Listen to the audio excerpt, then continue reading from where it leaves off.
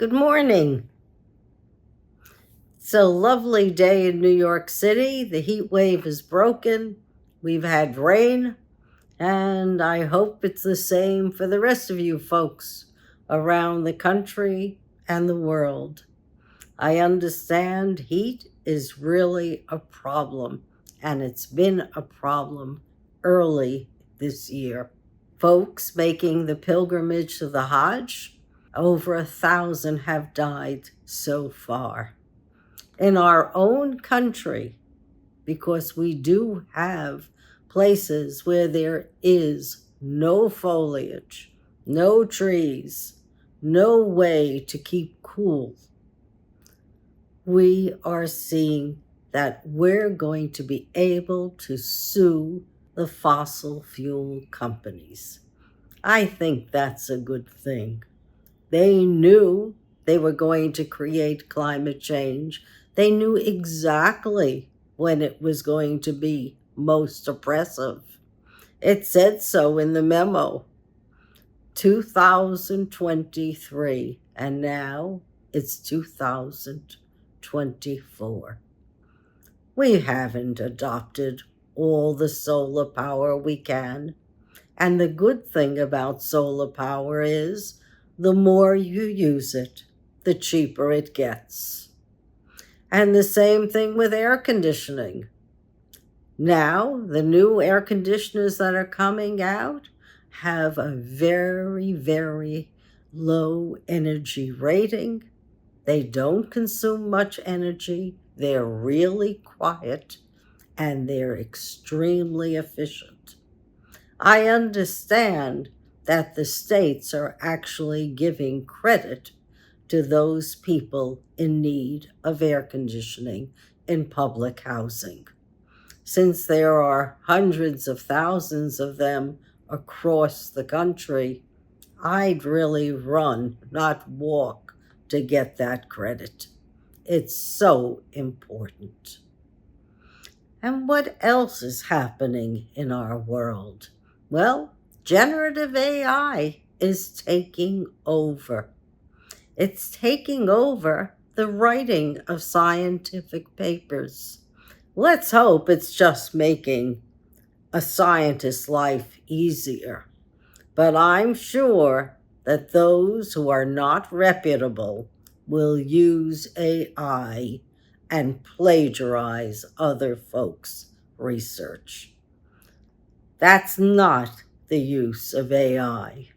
AI is also being used on the battlefield. It began in Ukraine when Russia was jamming their drones. The Ukrainians figured out a way how to have command and control override the jamming and send their drones up into the air in swarms so that they can literally see the terrain and use the weapons at hand. Our own State Department and Department of Defense is looking at AI for not only combat missions and not only drones, but also unmanned vehicles and unmanned submarines that will be augmented by people and command and control. I wonder if we can use that to understand our railroad systems and plan them better.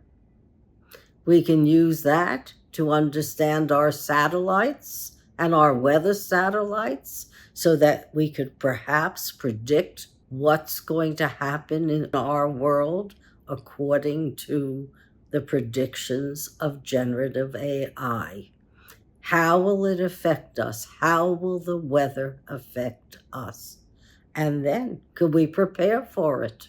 I just read in Israel, they've finally gotten the draft law for the ultra-Orthodox.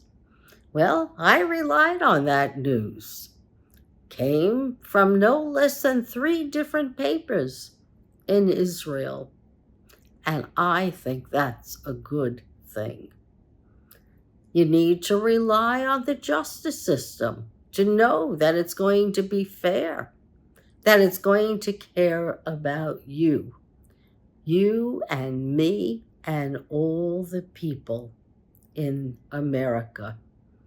Right now, we can't rely on that justice system. These originalists are not thinking about the consequences. When they overturned Roe v. Wade, we had many more abortions. When they let everyone have guns, and there are no background checks and no red flag laws, we had more abuse of women and more women dying.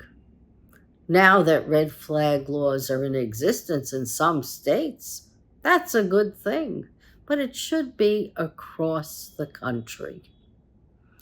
There are so many laws that should be made, and the operative word is should. The Republicans who are being nominated are too busy looking at culture and not looking at institutions and ways of making the lives of all 360 million of us better. That should be the goal. Right now, if you look at the latest epiphany from the Justice Department, the Supreme Court, what do you got? You got legalizing bribery. I know when I was in business, I wasn't allowed to pay favors before I got the work done, nor after somebody gave me the bid. No favors, no money passed hands, no quid pro quo. So, when you're looking at our country and you're looking at our government, think, who's going to control the judiciary? Because the judiciary is very important. Do you want people who are going to protect your rights? Or you want people who are going to make bribery legal, make the cost of running for government more expensive, with more dark money involved? Or do we want to kind of change our systems to make this country and our government accountable once again to we the people?